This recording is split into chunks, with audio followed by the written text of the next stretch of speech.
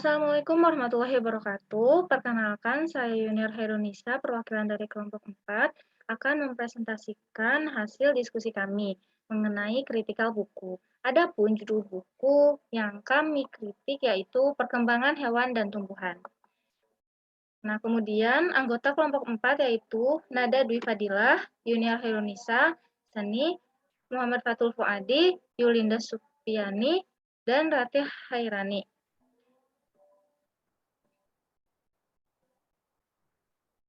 Adapun mata kuliah yaitu pengembangan pendidikan IPA kelas rendah dengan dosen pengampu Ibu Indah Pratiwi SPD MPD.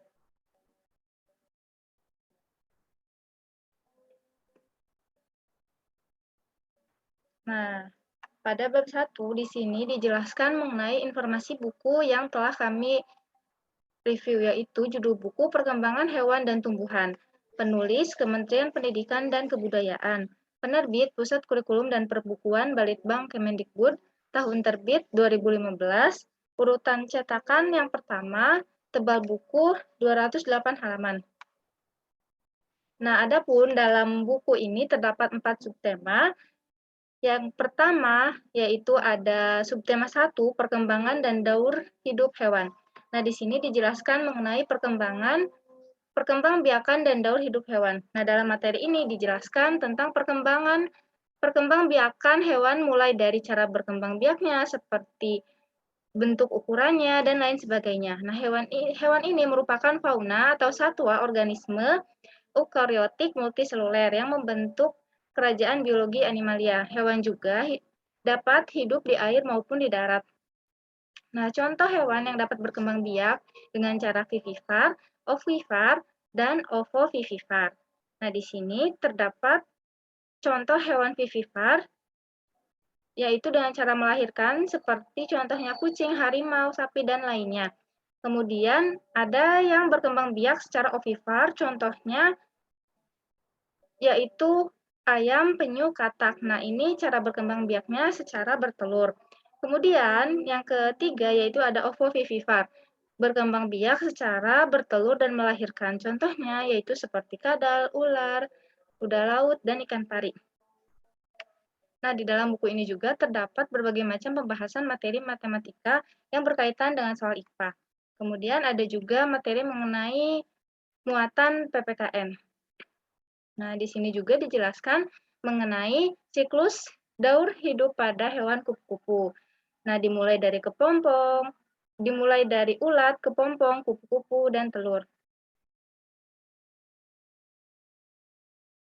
Kemudian pada subtema 2 yaitu mengenai perkembangbiakan tumbuhan. Perkembangbiakan tumbuhan ini dapat dilakukan dengan umbi atau spora. Nah, perkembangbiakan buatan adalah perkembangbiakan tumbuhan yang dilakukan dengan bantuan manusia. Contohnya yaitu pencangkokan. Yang kedua, tumbuhan yang berkembang biak dengan biji banyak ditemukan pada jenis tumbuhan buah seperti mangga, jeruk, dan yang lainnya. Tumbuhan dewasa akan berbunga dan menghasilkan buah. Buah akan menghasilkan biji. Kemudian biji juga akan berkembang lagi menjadi tanaman baru. Nah, di Indonesia ini kaya akan ragam hewan dan tumbuhan. Nah, di sini terdapat beberapa macam perkembangbiakan. Yang pertama, umbi, spora, kemudian mencangkok tanaman. Nah, di sini perkembangbiakan tumbuhan secara dengan umbi yaitu ada umbi batang, umbi lapis, dan umbi bakar. Contohnya yaitu ada kentang dan ubi jalar. Kemudian bunga dan bunga bakung berkembang biak secara umbi lapis, sedangkan wortel dan singkong berkembang biak dengan umbi akar. Nah, kemudian yang kedua yaitu berkembang biak dengan spora, yaitu perkembangbiakan vegetatif alami pada tumbuhan, artinya pada proses perkembangbiakan spora tidak melalui perkawinan dan tanpa bantuan manusia. Yang terakhir yaitu mencangkok tanaman, merupakan perkembangbiakan buatan dengan cara mencangkok, stek, dan menempel. Mencangkok tanaman adalah cara paling mudah untuk mengembangbiakan tanaman. Nah, selanjutnya yaitu pada subtema 3, yaitu pelestarian hewan dan tumbuhan langka. Di sini terdapat penjelasan mengenai bunga rafflesia. Bunga rafflesia ini merupakan salah satu tumbuhan kebanggaan Indonesia. Bunga rafflesia ini pertama kali ditemukan di Kepulauan Sumatera. Nah, bunga rafflesia ini memiliki ukuran lebih dari 1 meter. Nah, di sini juga terdapat 25 jenis rafflesia di dunia, 14 diantaranya ada di Indonesia. Nah, kemudian yang kedua yaitu menjaga kekayaan negara. Negara kita merupakan negara yang sangat kaya. Indonesia memiliki wilayah yang sangat luas. Setiap wilayahnya ini memiliki ciri khas masing-masing. Indonesia juga memiliki budaya dan beraneka ragam sumber daya alam yang melimpah. Nah, kemudian di Indonesia juga terdapat keanekaragaman hewan, termasuk kekayaan yang dimiliki Indonesia seperti halnya komodo dan burung cendrawasih. Nah, yang selanjutnya yaitu bunga nasional Indonesia adalah bunga yang dapat memiliki karakteristik sebuah bangsa dan negara. Sebutan lain untuk bunga Indonesia adalah puspa. Indonesia memiliki 3 bunga nasional yaitu bunga melati putih atau puspa bangsa, bunga anggrek bulan, puspa pesona, dan bunga rafflesia arnoldi atau puspa langka. Penyebab berkurangnya jumlah hewan dan tumbuhan. Nah, ada beberapa banyak faktor yang menyebabkan berkurangnya jumlah hewan dan tumbuhan. Salah satunya ada beberapa jenis hewan dan tumbuhan yang memerlukan waktu yang lama dalam berkembang biak. Faktor lainnya adalah bencana alam seperti gempa bumi, tsunami, dan kebakaran hutan.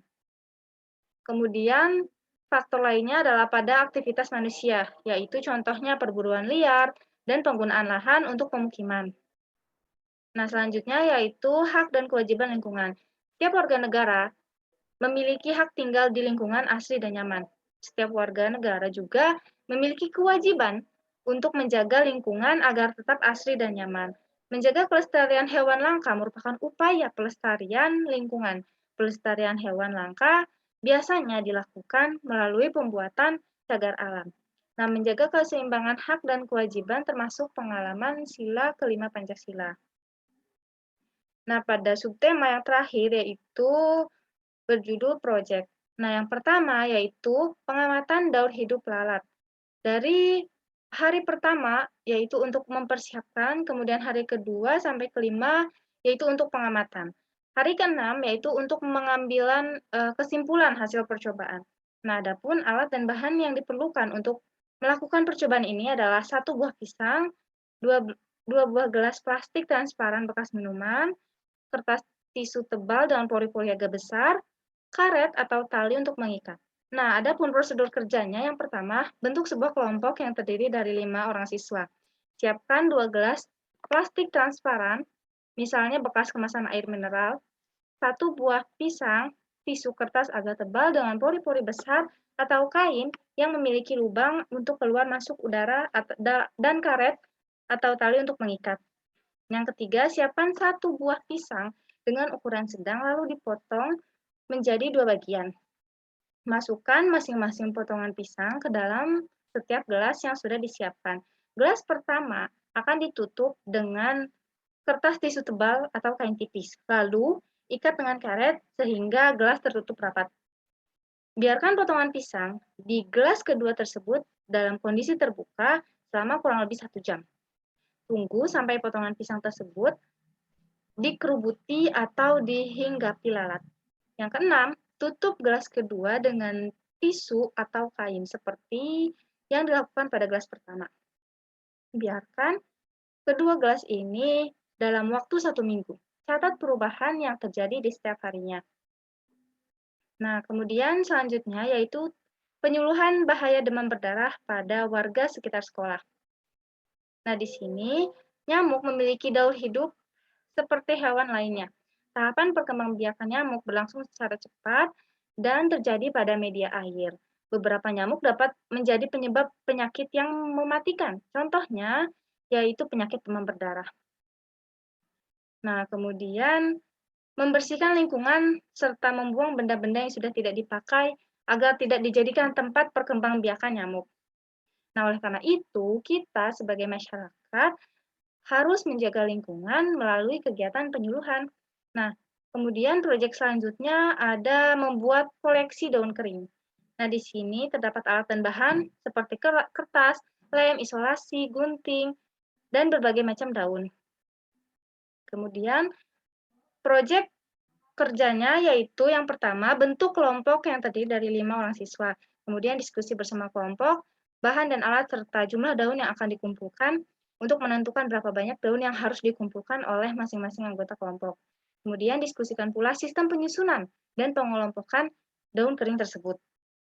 Pengelompokan dan penyusunan dapat berdasarkan ukuran, kesamaan bentuk, atau warna, dan ciri yang lainnya. Setelah mengumpulkan bahan, siapkan media untuk menempel dan bahan lainnya yang diperlukan. Supaya lebih tahan lama, akan lebih baik jika daun kering ini dilaminasi atau dilapisi dengan isolasi. Setelah ditempel, berikan keterangan nama daun dan tempat pengambilan di sampingnya. Berikan identitas kelompok pada lembar awal dan diberi hiasan agar laporan koleksi daun kering tersebut dapat lebih menarik. Nah, di sini juga terdapat membuat hiasan dari daun kering. Nah, ini bisa dibaca sendiri ya. Nah, kemudian di sini juga terdapat membuat poster ajakan menjaga satwa dan tumbuhan langka Indonesia. Nah, jadi memang pada subtema terakhir ini, subtema 4, di sini banyak melakukan suatu proyek. Nah, di sini. Nah, baik, selanjutnya yaitu kesimpulan. Nah, pada kurikulum 2013 merupakan kurikulum berbasis kompetensi. Di dalamnya dirumuskan kompetensi sikap, pengetahuan, dan keterampilan yang harus dikuasai peserta didik. Juga dirumuskan proses pembelajaran dan penilaian yang diperlukan untuk memastikan ketercapaian kompetensi yang diinginkan tersebut. Nah, buku yang ditulis dengan mengacu pada kurikulum ini harusnya dirancang dengan menggunakan proses pembelajaran yang sesuai dengan kompetensi dan keahlian siswa. Nah, kemudian sesuai dengan pendekatan yang digunakan pada kurikulum 2013, peserta didik diajak untuk berani mencari sumber belajar yang tersedia dan terbentang luas di sekitarnya. Peran guru dalam meningkatkan dan menyesuaikan daya serap peserta didik dengan ketersediaan kegiatan pada buku ini sangatlah penting. Guru dapat memperkaya dengan kreasi dan bentuk kegiatan dalam pembelajaran yang sesuai dengan relevan yang bersumber dari lingkungan sosial dan alam. Nah, selanjutnya yaitu kekurangan buku ini. Dalam buku tematik ini memuat beberapa kekurangan, diantaranya yang pertama yaitu sistem penilaian tugas dalam pembelajaran tematik memang berupa aktivitas sederhana yang sering dilakukan oleh siswa dalam kehidupan sehari-hari.